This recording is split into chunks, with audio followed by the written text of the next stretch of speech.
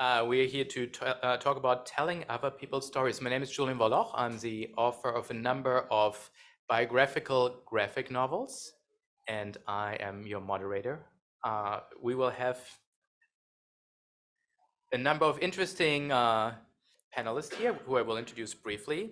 So, who gets to write the story of a people, person, or event? How can you approach a historical or contemporary story that isn't your own with empathy, understanding of the subject, audience, and your own influence as a creator? So I have mostly worked in this, and it's a topic that is really close to my heart. And I'm looking forward to discussing this with this group of creators. We have a very diverse group of panelists here, and this also reflects a diverse approach to these topics. So the way we do it, I will ask a few questions, and hopefully we first go like one by one, and then hopefully we have like a little bit discussion among you, and then we'll open it up to the rest of you. So let's start here with Stephanie Phillips. Raise your hands. Stephanie worked on a number of iconic characters created by others, such as Harlequin, Wonder Woman, and her book, We Only Kill Each Other, is a fictionalist account of Jewish gangsters in the 1930s. Actually, from this, I will go over to Neil, who also dealt with Jewish gangsters in his book, Brownsville. But also his book, The Big Khan, is graphic novels about Jewish identity. And he also worked on a number of characters created by others, among them Spider-Man, the X-Men. And so we'll talk about this in a bit. Next to him, we have Corinne Shatmy, who has written biographical graphic novels on Rod Serling, the creator of The Twilight Zone, Dracula creator Bela Lugosi, and his most recent book deals with the band The Velvet Underground. And then last but not least, we have Tracy White, and her most recent book, Unaccompanied, Stories of Brave Teenagers Seeking Asylum, follows 5 teens from 4 countries who risk their lives and face dangerous challenges to escape to the United States. So before we go into the specifics of each and everyone's comics, here's a question for everybody. We're here at the Jewish Comic Con, so I'm wondering, what is for you a Jewish story? Who wants to start? Maybe we start with the award-winning writer, Neil. He's a Juicy award-winning writer. That award was going to get me in the end. What makes a Jewish story? So it's a tough question because I think at its heart, a Jewish story connects the reader to elements of faith, to elements of questioning about oneself, but also I think being human, right? I'm doing a book right now which is like a crime story where the point of the book is we're all flawed, whether we're Jewish or not. And so it's really quickly, it's about a group of Jews, one Orthodox Jews in Teaneck, New Jersey, and it's about crime and faith and religion, but it really doesn't necessarily make everyone in the story, and mostly everyone in the story is Jewish, look great. And I think that's an important story to say because as Jews, we're as flawed as everyone else. So the question is, what do you do with those flaws? Do you accept those flaws? Do you question them? Do you try to correct them and amend them? And so I think questioning is really at the heart of pretty much any Jewish story you want to tell. For me, I don't know if anyone disagrees. I would agree. I think when you said it's about, I'm going to paraphrase, about being human. To me, a Jewish story would be about being human and making connections. And it might consider how we are in the world and how we give back to the world. I guess my answer was that bad. I haven't done anything that was specifically, I mean, I did one book that was about, bombing in Israel. So it wasn't really, I mean, there was a Jewish element to it, but I haven't done like quite a story that I would think as very Jewish, but I think that part of, if there was something that I would categorize Jewish stories maybe like the word with the word struggle, because I feel like there is always a struggle in the history of Jewish people, and there's always, us struggling to make a place for ourselves in the world. And so, the Jewish, you say the kvetcher that's always like, I have it harder than everybody, but it's kind of true. We do have it a little harder sometimes. And so I think that the word struggle and struggle, and again, like you say, any good story has struggle in it, so it's not necessarily it can be a broader idea, not just a Jewish one. And I think that and struggle, faith, humanity, questioning. I think joy is a very big part of it. There's a lot of joy in Judaism. And humanism too. Yeah. And also food. Food's kind of yeah, big part of any Jewish story you want to tell.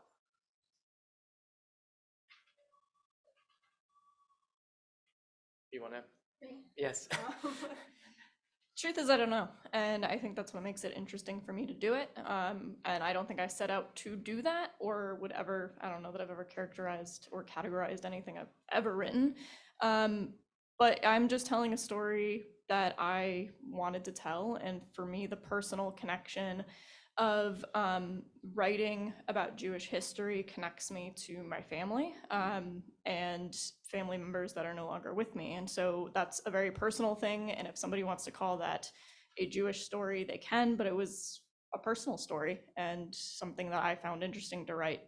And so I think that there's something somebody in grad school told me, which is we write about things we don't understand, and maybe that's why I keep coming back to faith as a topic in my own writing. So yeah, I don't know that I have a good answer for you because I don't know.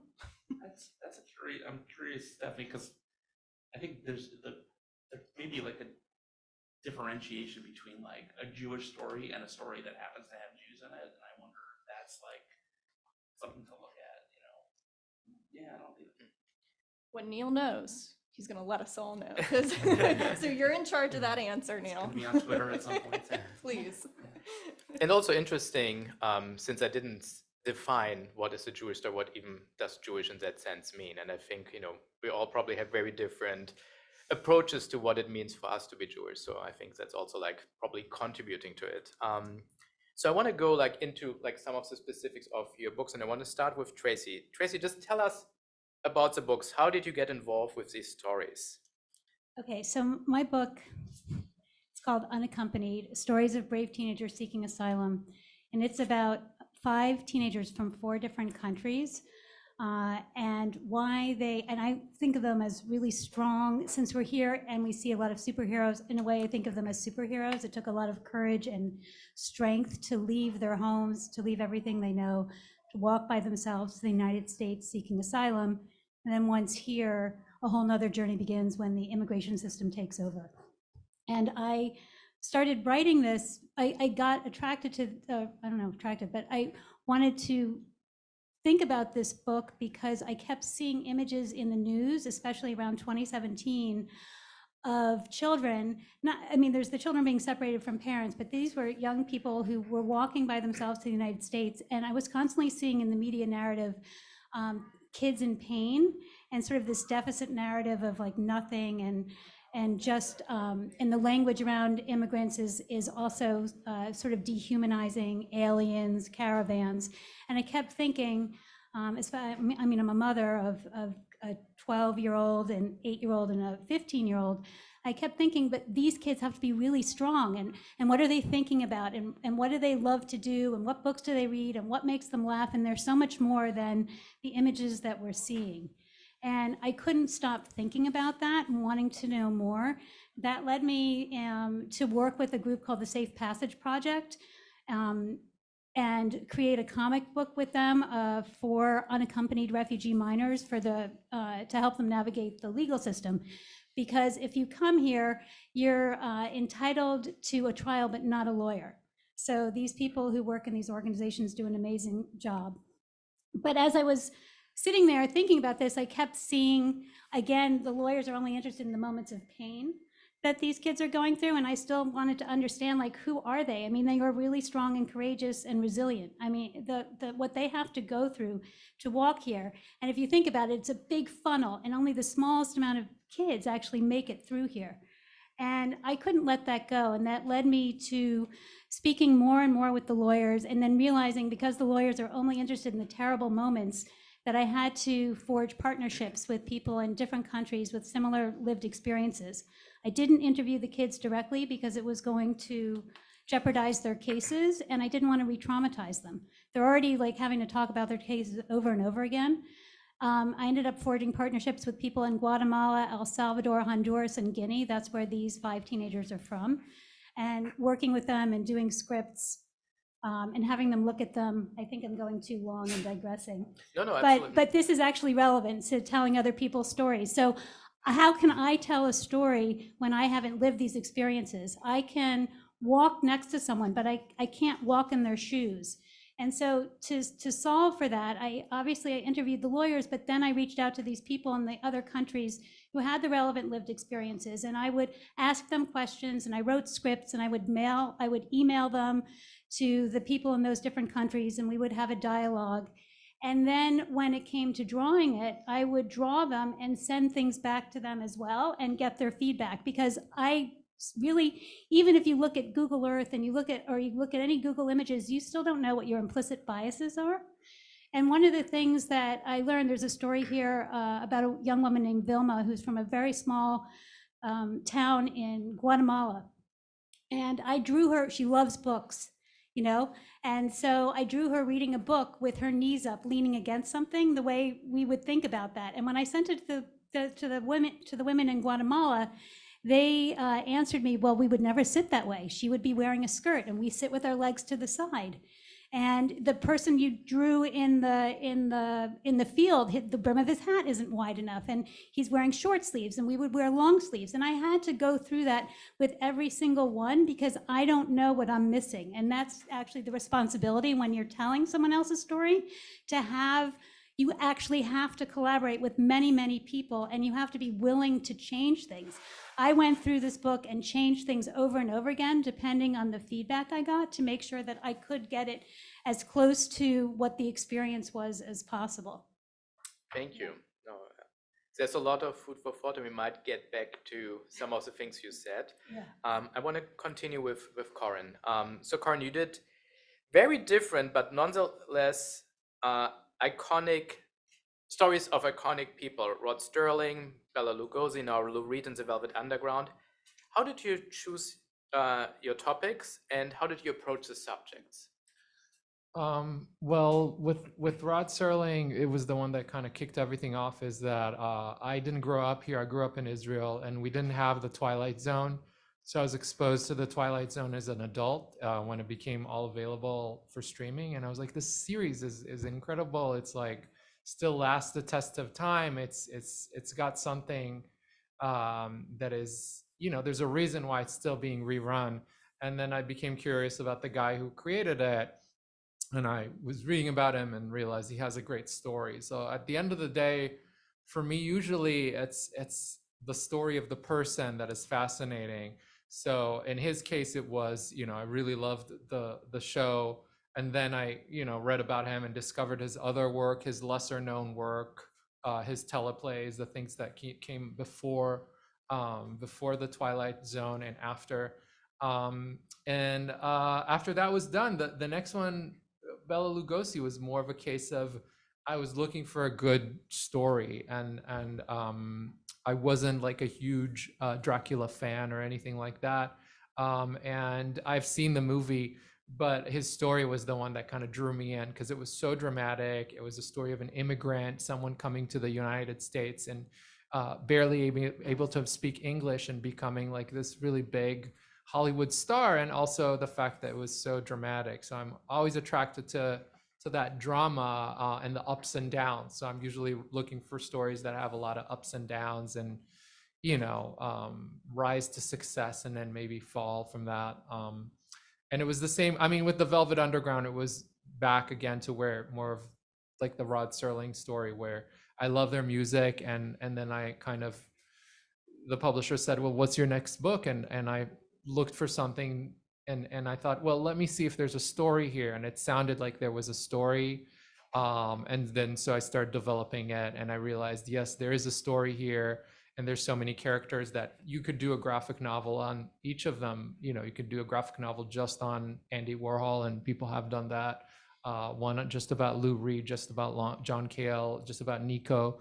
So that one was basically the most complicated one because you had so much information. So that at the end of the day is what draws me, like the human story. I'm looking for drama and a human story that would be interesting, but also something that realistically people will know about. You know, if I picked a band that was too obscure just to show how cool I am, then no one you know, would know about it. But there's also a reason why the Velvet Underground are so well known. It's because they are part of history of music, and they made some, you know, they did some things that were not done before. So I think they do deserve, you know, a book for themselves. So. And this is more like segueing also into the next group. How did you deal with the estates? Because obviously, you know, these are real people. What concerns did you have creating it? Yeah, I mean, my method, which is maybe not the best one, is just to keep it real quiet and then just have the book come out, and then the estate is like, oh, there's a book about the, you know, and I'm like, yeah, it's out there.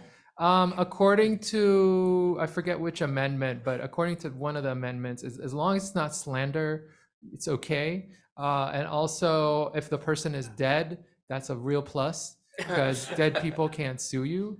You know, the families can, but basically, as long as you keep it, I feel like even keeled. And I think the one I was most afraid of was Lugosi because his son is a lawyer, and he's known for suing some people. But this was in the 70s, and now I think he's like 90, and maybe doesn't have so much pep in his step. So, knock on wood, no one sued me. How soon can we see your book on Walt Disney? Not It was gonna happen. notoriously Not gonna happen. litigious. Oh, he is. I know. No.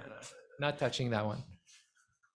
So the next question is actually both to Steve and Neil, because you both have dealt with licensed characters that were created by someone else, and they are part of like they have their own mythology.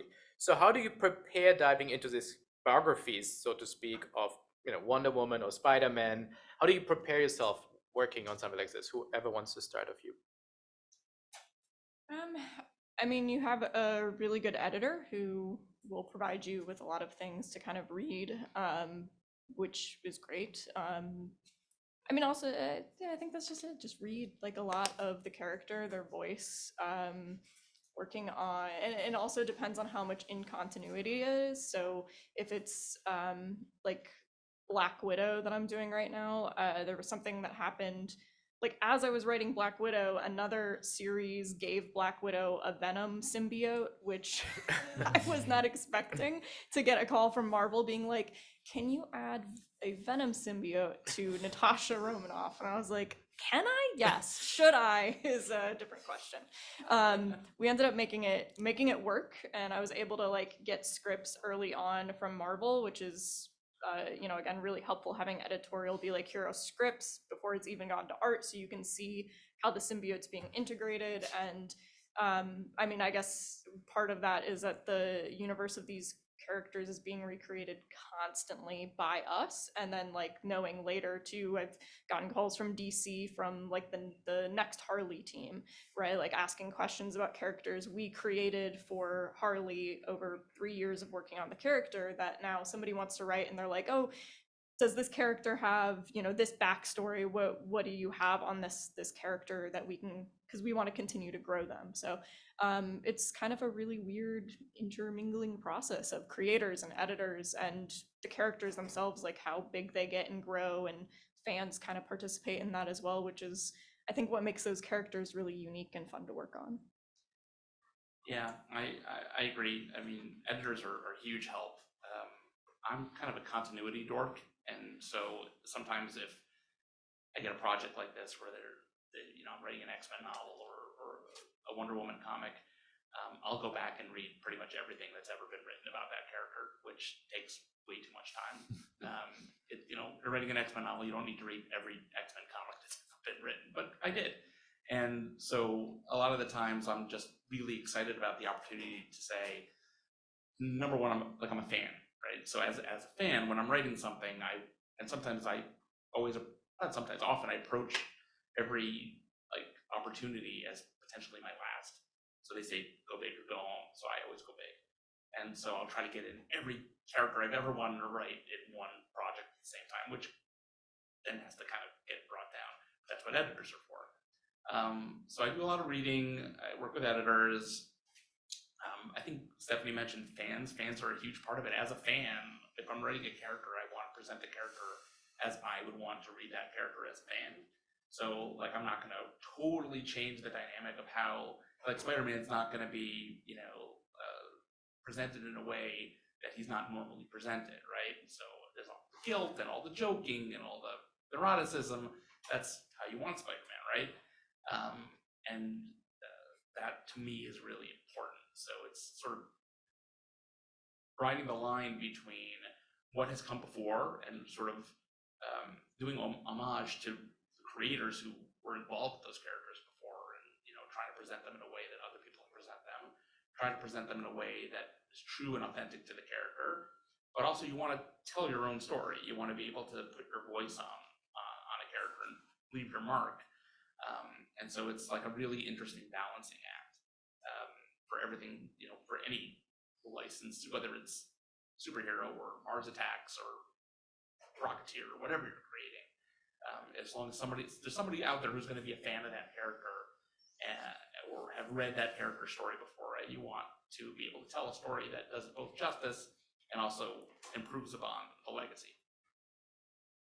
And a follow-up to the two of you. So you deal with a licensed character, so there's certain limitations. So how do you make it your own when you create the stories? So it's interesting that the name of this panel is telling other people's stories, because I kind of feel like at the end of the day, I'm always telling my story, right? I'm always telling a story that there's something in me that is going to be part of that story, in the DNA of it, right? I tell a story about Jewish gangsters. There's legacy. I'm trying to talk about fathers and sons, which is important to me, or telling an adventure story. Legacy could be daughter to parents, depending on where I am in my life. Even with superheroes, right? So I just wrote an X-Men novel, and the X-Men novel also has elements of legacy, which is a huge undercurrent in all my work.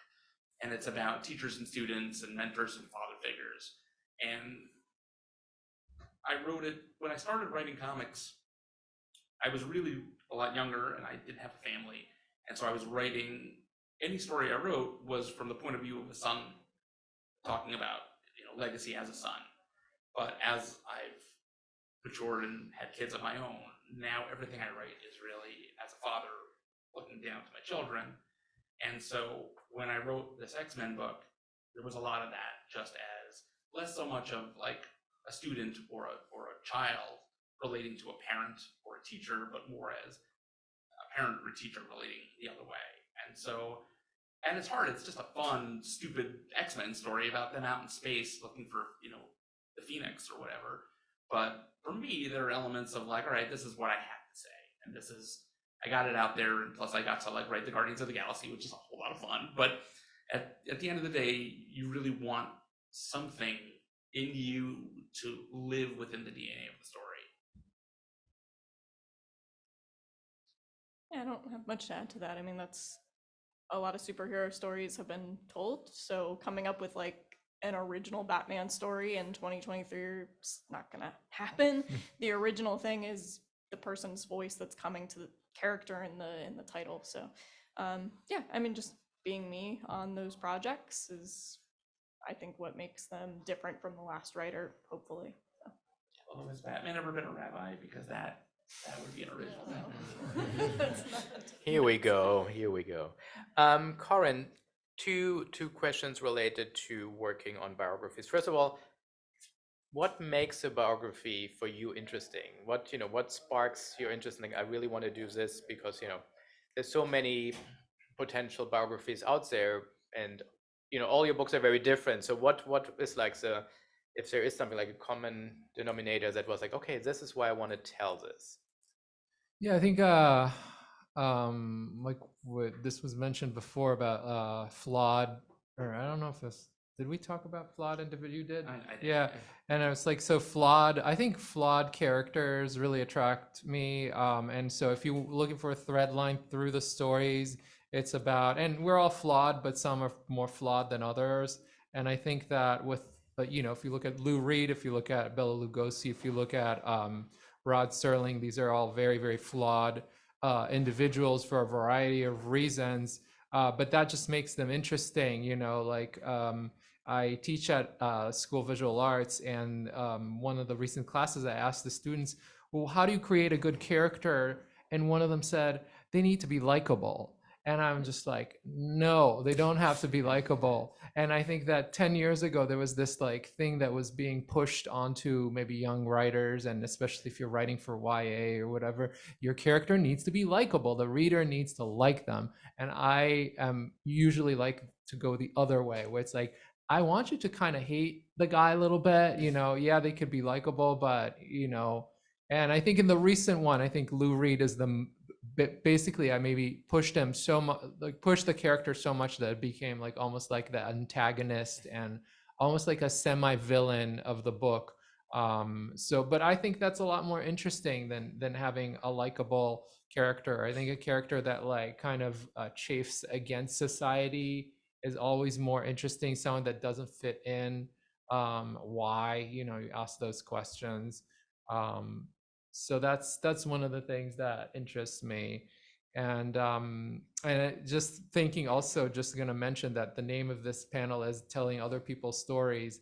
And I was reading, as I was researching recently about this guy who's a biographer, was saying like, when we're biographers, we're all, in a sense, sometimes you find yourself being the guy who's on the other side of the window, the kitchen window, and being like, let me in, guys, I want to be part of your group, because you're reading about other people's lives, and a lot of times their lives are a lot more exciting than your lives.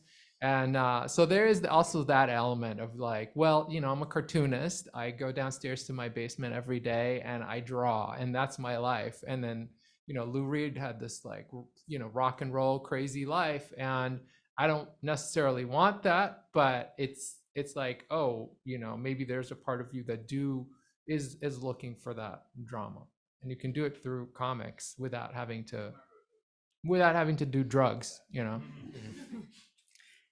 Since you mentioned that you're not only writing it, you're also illustrating it. What is a challenge doing like biographical stories when you illustrate, not from the writing perspective, but really from the illustration perspective? Well, I'm never doing another book about a band, that's for sure, because it's just too many. It's a lot of characters, in that book. It's like 5 band members, and then you have Andy Warhol, and he basically had his cohort of people that, so you need to know how all of them look. You have to correctly draw them throughout the book of almost 200 pages. So that's a big challenge. And then the other one is being loyal to the period. So, I mean, you've done period books, and if you set a book in the 60s, then you have to make sure it looks like the 60s. You can't have it, you can't put the wrong cars there. And with this book, I also had to put the right guitars there. And I'm not a musician.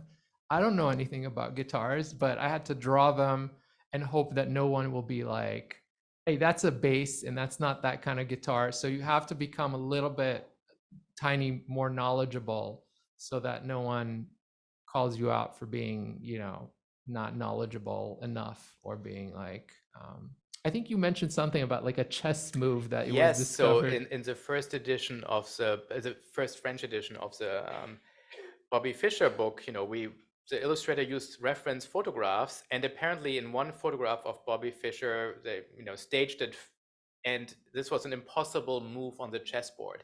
And so some chess champion wrote to the publisher like, the book is terrible because of this, and so they actually changed it, and we didn't get any more complaints. And That's actually great. But it was just like very funny, who looks really at like the chessboard? Some people do. So it's really, and we had it also once in the Joe Shuster book. There was in the initial one also a car that didn't exist in this year, 1964, Yeah. and it came out in 1967, and someone pointed it out. Like, yeah. Yeah. So yeah, there are a lot of People are looking for that. they are They're looking for you this. to trip, so Exactly. you can't trip. Exactly. Speaking of looking for, I'm looking for some questions. I'll have a few more, but think about some questions. You're on next. So, Tracy. So when we were talking, you mentioned implicit bias, and I really want you to address this a bit more. I mean, why do you think you were the person who should tell the story? I mean, obviously it's a passion project, but also how did you consciously address your own implicit bias, and maybe even define implicit bias for maybe not everybody here understands even what it is or what it means to you thinking about it. Okay, I'm trying to remember everything that you asked me. So first was why did I think I could tell the story? So I'm a teacher and a cartoonist. I've been doing both for about 20 years, and I always have written about young adults and for young adults, and always I am looking at how to write things in a real way, how to write and draw things in a real way, and I'm looking at, while we all have different experiences, this speaks a little to what you were talking about. We all have different experiences, but we can all be connected by common emotions. And so even though I haven't had this experience, there are emotions that I feel like we can all relate to. And the thing that's really beautiful about comics is that you can take very complex ideas and you boil them down and you humanize them and you put them into something that's very digestible and easy for people to understand. And I felt like, and I feel like, people didn't understand who unaccompanied minors were or are, and what that story is. And it's very big and it's very complex, but if you can put it into a comic, you give people an entry point into understanding what's happening around issues of immigration and refugees, and specifically these unaccompanied refugee minors. Comics also, because you are thinking about so many different things as a cartoonist, and for those, I know some of the people on this panel write and draw, and some of them just write. But when you're writing and drawing, or when you're drawing, every single thing that you think about goes into how to tell the story. I feel like I may be digressing, but how wide is the panel? What is the font that I'm using? Every single thing that I do goes into how to tell this story. And how to tell it in a way that conveys what is going on. And my hope was always that this book is not an answer, but it's a jumping off point. It's a way for people to enter into it and be a point of inquiry. And I actually worked, aside from all the collaborations with people from different countries, and a little bit also to your point, I'm writing about things that I don't know. So I also had someone who was an immigration expert look at every single page that I did. I had just a general fact checker, because there are a lot of facts in here. I had my editor who was looking at it to just make sure that it was understandable. So it was a lot of people to try and help tell the story. And then I finally had two teachers that I worked with to make a study guide, because my hope was that my hope is, and is coming true, that it goes into schools and is a way for young adults to start saying, like, oh, I'm also 15 and this person is 15, and like, I don't know their story, but my dad's yelled at me, or I've fallen in love, or I love reading books, and I can find my way into an emotional connection, and then read a story that's not my own, but feel invested in it. And then now I actually want to know more, and maybe I'm going to search for a book that's written by someone from this country now. And I also have in the back of the book a lot of different alternate readings for people so that they can follow. And again, the study guide that gets integrated into classrooms, it's easy for teachers to use it because it's working with the curriculum that high school students are using today. Thank you. Yeah. I kind of wanted to just elaborate. Please, yeah. On something that both Tracy and Corin mentioned.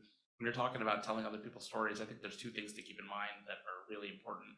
Because yeah, I've done the superhero books, but I've also done some, slice of life, dramatic stuff, and a lot of it is not from my lived experience. And one huge thing is do the research, right? Spend the time, go out and study, read books, watch films, talk to people, interview. Like, doing the research for a story that's not your own. Like, I did a book about the Jewish mafia in the 30s, and just kind of delving in and spending a year just immersing myself in that world really helped me and the artist kind of get that story on the page. but also sometimes it's not your story, right? Like I did a book also that was more contemporary that had a very diverse cast, and as a 48-year-old white Jew, not everybody's story is my own. And so when I was telling stories of folks from different religious and racial backgrounds, I wanted to make sure that I was being authentic and telling the story the right way. So we brought on a diversity and inclusion consultant to really look at all the scripts and all the art. And Yeah, sure I had a DEI host, like another person. I had like 6 or 7 people looking at each panel. You have to do that. And I forgot you asked about implicit bias. Yeah. So that's when you kind of assume something. Like I assumed when this young girl was reading, her knees would be up. It just was, I didn't even think that it was an assumption. It's just what I know.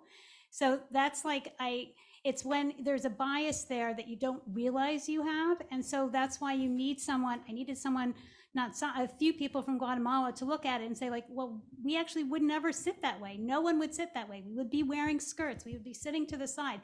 I can't know that. It's just, but I don't know that I don't know that. And that's why it's so critical to have these people. It's a real fail-safe. And you also have to be someone as a creator who comes in with openness and curiosity and the willingness to say like, I actually don't know anything. And I'm just trying to listen and be a sponge and put it back. And it's even more critical when it isn't your story. And you're trying to put it out to people, and your gift is maybe that I can take all this complex information, I can boil it down, I can write and draw it into something that's simple enough for people to understand and then be curious about to go further. Great.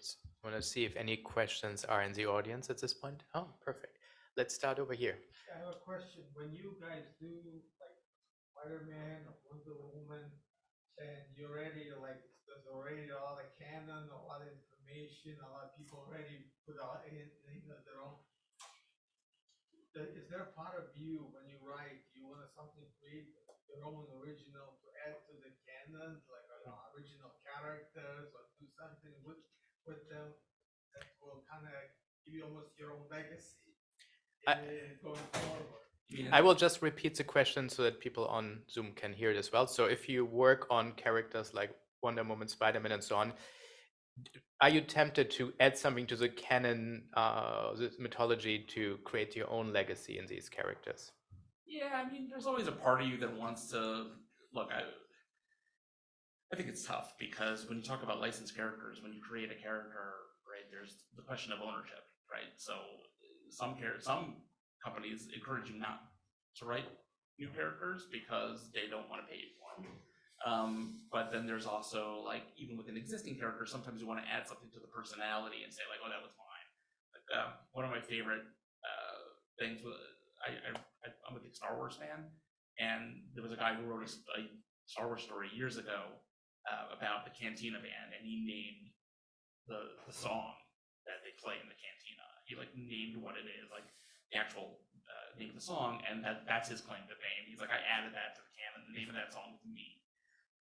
So like little things like that. There's always like elements that I want to like put in, like this guy likes candy or what have you. In the X-Men books, I wrote the main character is for those who are familiar with the X-Men, Kid Omega, who's a very like lower tier character who I really love. And one of the things that I added was that he likes like a certain actor's films. And so for me, that was like enough to say like, oh, he likes these guys' films, and that's like part of his character.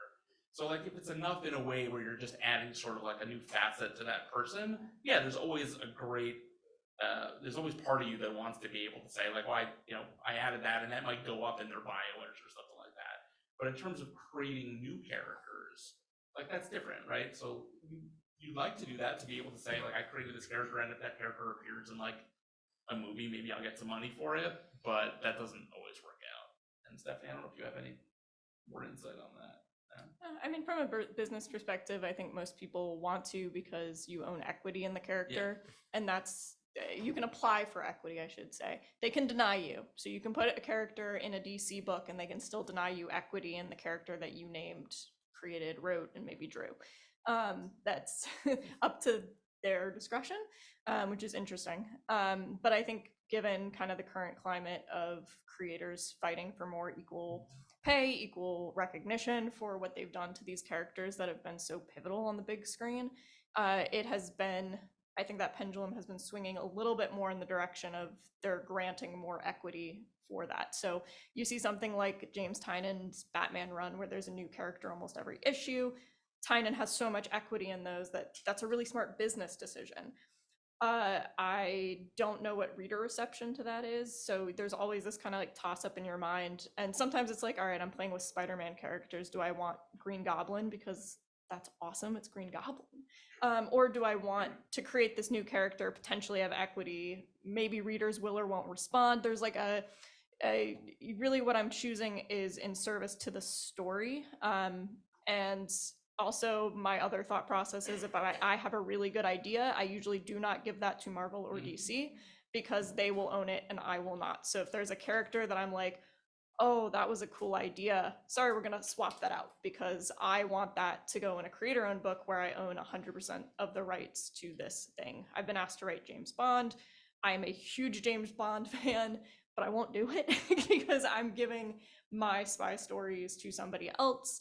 Whereas I want to write a spy book, I have tons of avenues to go do that, which is like, this is all just business perspective, honestly. And maybe it's not always the fun stuff to think about, but that's kind of my thought process when I go into them. Yeah, I have not hidden the fact, for those who know me well, that I would love to write a Ragman comic for DC Comics, who's like a well-known Jewish character, and I've been pitching this character for a while.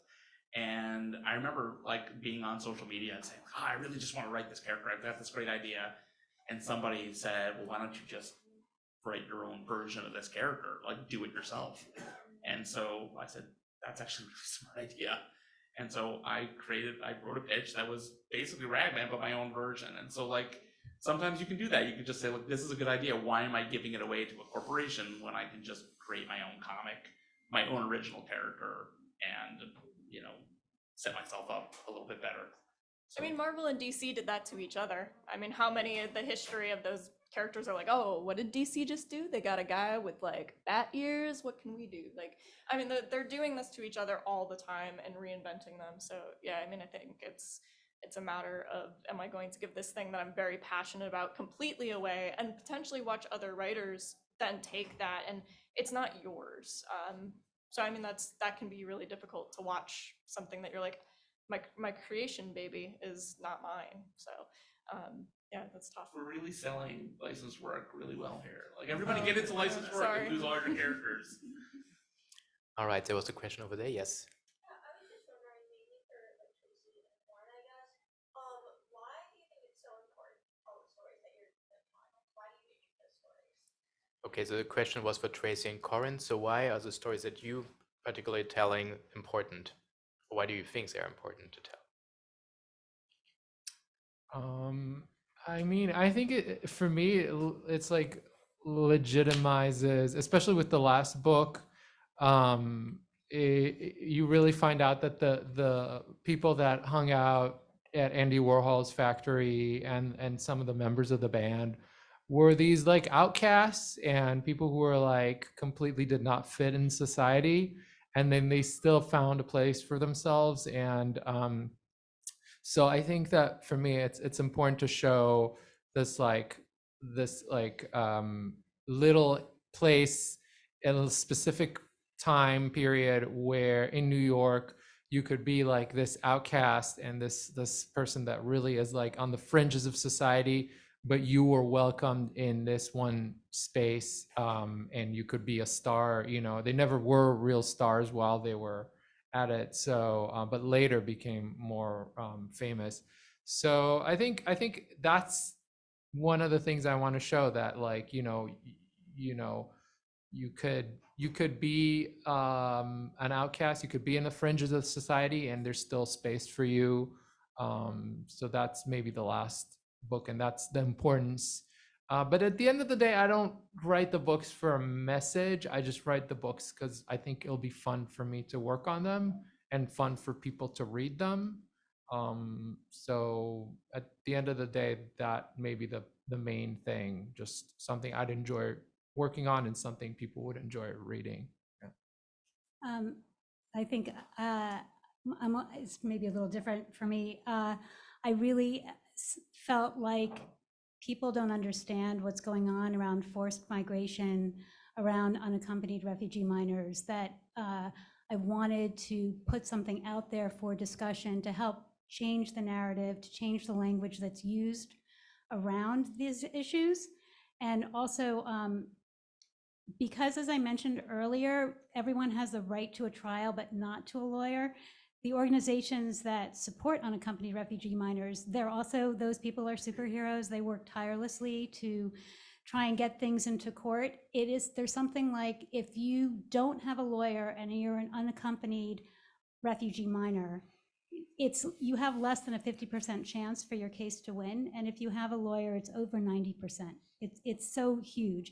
And it's why all my authors' proceeds for this book go back to the organizations that I worked with that support unaccompanied refugee minors. So when you buy a book, you're also helping them. And so I really felt it was important to have that message, and also to figure out a way that I could also in another way support them. And that's how I structured the book.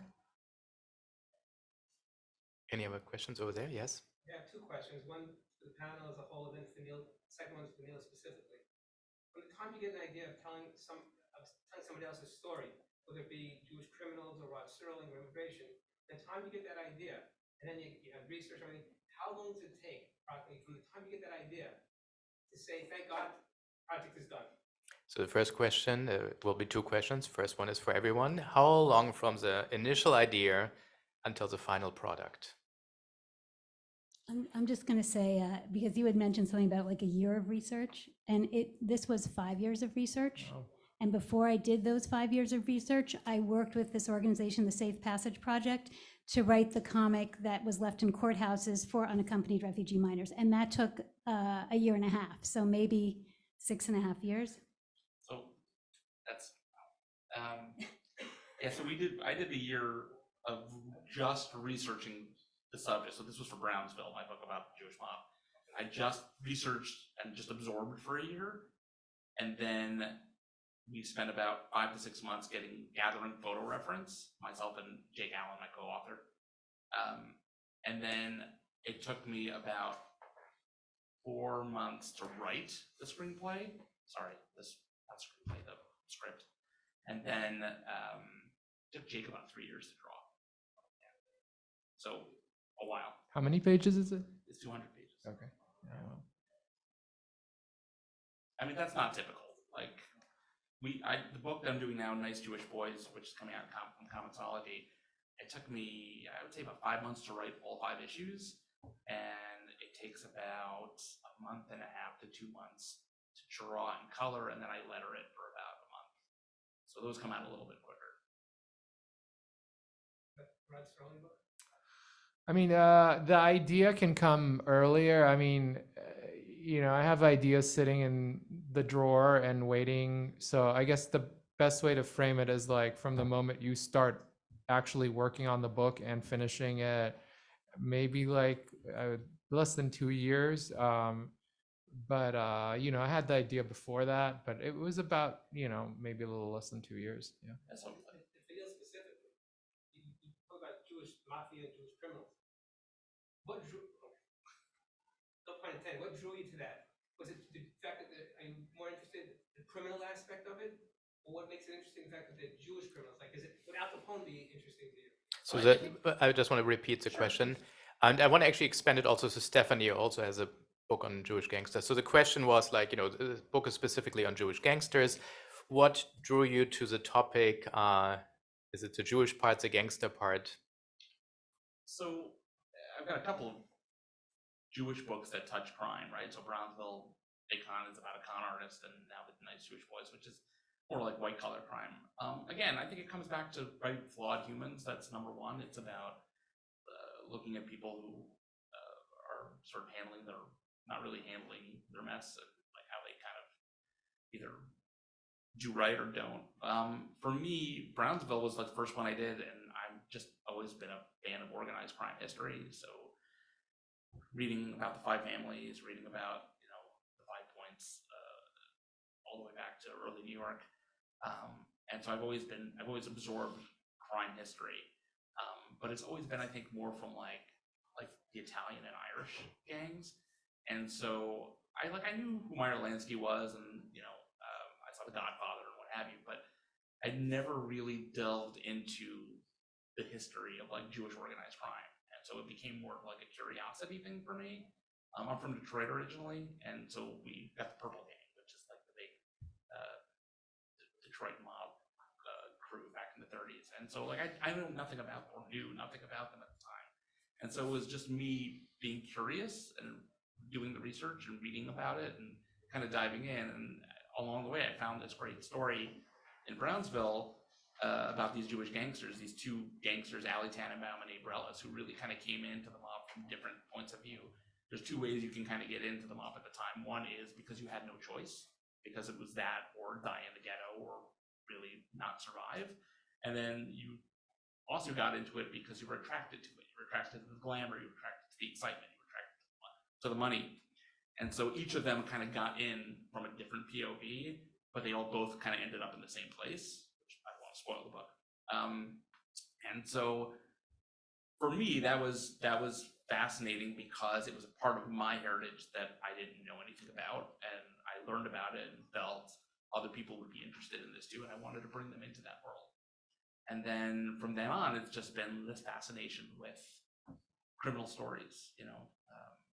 Night Jewish Boys is inspired by something that happened in Cleveland right before the pandemic, about this butcher this guy who'd been around for years and years in the community and sold his business to these two Jewish brothers and stayed on to the business to help them kind of get it up and running. And he basically found out when the feds came in that they had been using it as a front to launder money and traffic goods and drugs and all that. And they ended up finding just tons of illegal activity going in and out of the store, and they ruined this guy's business. They ruined his name. And so for me, that was like an interesting sort of like inroad, because I live in kind of the same type of community, and I know a guy who runs a store like that, and if I found out that was happening, would I like turn him in? Would I help him out? Would I keep it quiet?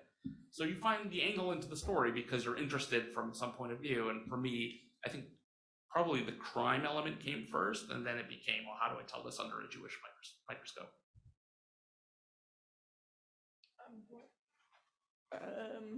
Well, I'm sorry, what was the question? Well, the interest in a Jewish gangster story. Oh,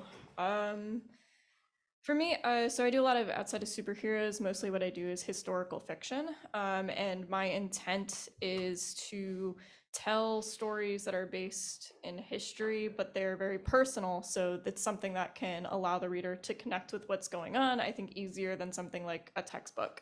And it makes history really interesting to have these people kind of come to life from a different time period. And you can focus on the character.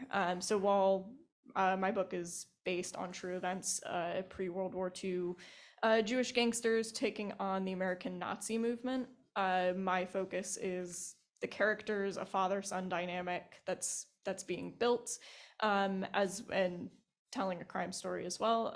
That's something that I like doing. I like very grounded stories. And yeah, I think that's kind of where that came from. I like the story, but more than anything, I like the idea of giving you characters that like, it's almost like when you put your dog's pill in like peanut butter so they don't know there's a pill. It's like, you learn something, I tricked you. I like that approach to telling stories specifically about the broken ideal of Americana. And I thought that was a really fascinating story. And I wanted to tell my own version of it. Perfect. We have time for one more question. We have it over here. For those on the writing side of the comics, do you ever feel like when you hand over a script to an artist that they're telling your story, that you feel like? No, absolutely not. Well, I just want to repeat. Yeah, so the question was for those who are writing, once you hand over your script to the illustrator, do you think you have to give it up and they're telling your story? It's our story. Unless I can actually draw it myself, it's not mine. And having a collaborator on it, that's the medium I have decided to work in. This person is my partner. In a lot of cases, they've become some of my very close friends. And my job is to give them a foundation, and that might be like blueprints, but they are building the house. And if I can't build the house without them, this is not mine. I am just a piece of the final story that you are getting. A lot of those storytelling decisions are the artists, and I think that's really cool when you get to see something and you're like, I never would have thought to add that to this story or this character, and this character coming to life in gestures or colors that are added by the artistic team. And I think that's what makes comics really fascinating as a medium. But they are 1000% should be collaborative. This is a group team thing, and less of the loner artist in the attic cutting off body parts and depressed and things like that. So hopefully. I don't have much more to add to that. I mean, that was perfect. The only thing that I can add to that is that I try not to, when it comes to like a comic, artist, writer, we're co-authors, right? We've authored the story together. Good. My last question to you all is, so we're talking about people's stories. We're in a Jewish Comic-Con. What stories, Jewish or not stories, would you like to see that are currently missing from the canon? In one sentence. And if you don't have an answer, then we're all good. All right. I mean, I'll start. I actually really like what Corin's doing. I tried to get off the ground a series of like Jewish hero graphic novels, starting with like Sandy Koufax, and then looking at a bunch of like heroes throughout Jewish history. I think that's like the more we're telling other people's stories who maybe have not been told. I think that's what we really need. Like one of the stories I wanted to tell was Fabulous Flo, who was working at the Marvel offices with Stan and Jack and all. Like I think her story is fascinating. She started in Marvel and then worked like to become kind of like an icon in underground comics. And I think her story has not been told, and I'd love to tell that as a graphic novel one day. Maybe not me, maybe someone else, but I think more of that, more of looking at sort of the unsung heroes in the Jewish community, in the arts, in politics, sports. I'd like to see more of that. You can balance off some good Jews against the bad Jews you've written about. Read a lot of bad Jews.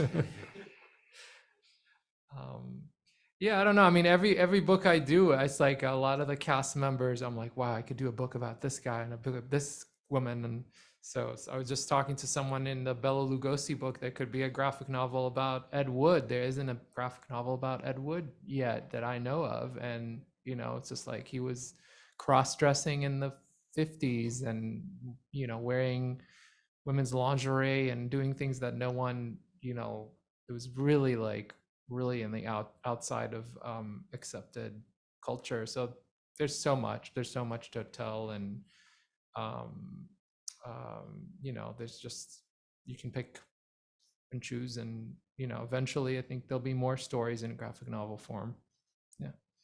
And to add to that in a little bit, what Stephanie was talking about, and I think everyone, because my interest is always in young adults, I know Anne Frank was just made into a graphic novel.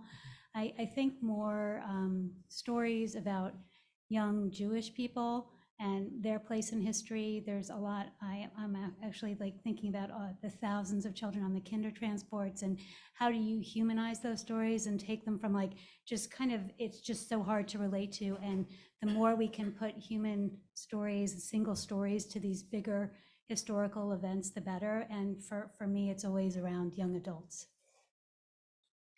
I think I'll know what I want to see when I see it, I guess. I'm always interested in something different, and I think a panel like this is cool because I get to come here today and be like, I want this. So I will be getting Tracy's book today because I want to see what else Tracy is working on, because this is something that I'm listening to, and like, it's really incredible to hear something like this and say like, I want to hear more of this. And that's a really cool thing to get to come do a panel and see more things that I'm like, wow, I can't believe somebody's working on that. So.